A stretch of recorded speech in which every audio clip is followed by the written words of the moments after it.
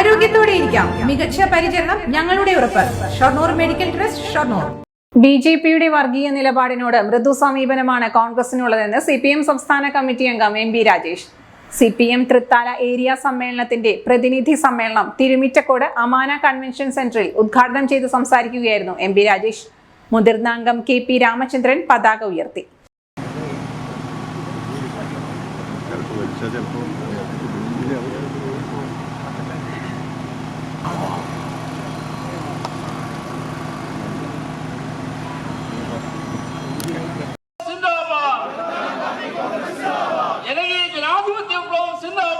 സാമ്പത്തിക നയത്തിന്റെ കാര്യത്തിലാണെങ്കിൽ രണ്ടും തമ്മിൽ ഒരു വ്യത്യാസമില്ല. കോൺഗ്രസിന്റെ സാമ്പത്തിക നയം തന്നെയാണ് ബി.ജെ.പി. നടപ്പാക്കിക്കൊണ്ടിരിക്കുന്നത്. ആ സാമ്പത്തിക നയത്തെ കോൺഗ്രസ് സംസ്ഥാന ഗവൺമെന്റുകൾ നടപ്പാക്കാൻ കൂടുതൽ ഉത്സാഹം കാണിക്കുന്നതും ഇപ്പൊ തെലങ്കാനയിലെയും കർണാടകയിലെയും അനുഭവം ഞാൻ പറഞ്ഞു.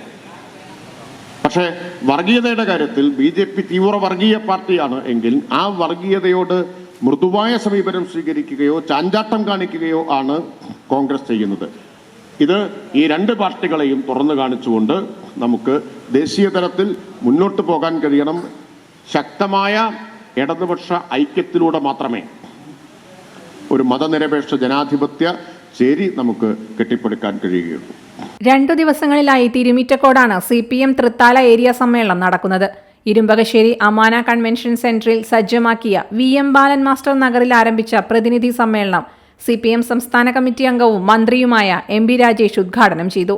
Mammikutty MLA, KS Aleekha, VK ചന്ദ്രൻ, PN Mohanan, TP Kunjunni, TP Muhammad, KP Sreenivasan, PR Kunjunni, MK Pradeep എന്നിവർ സംസാരിച്ചു.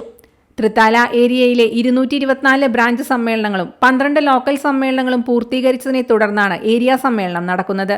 ലോക്കൽ സമ്മേളനങ്ങളിൽ നിന്നും തിരഞ്ഞെടുത്ത പ്രതിനിധികളും ഏരിയ കമ്മിറ്റി അംഗങ്ങളും അടക്കം 150 പ്രതിനിധികൾ സമ്മേളനത്തിൽ പങ്കെടുക്കുന്നുണ്ട്.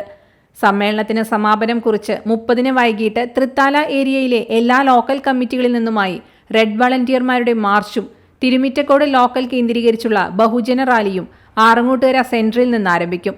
തുടർന്ന് ഇരുമ്പകശ്ശേരി AUP സ്കൂൾ ഗ്രൗണ്ടിൽ പൊതുസമ്മേളനം നടക്കും.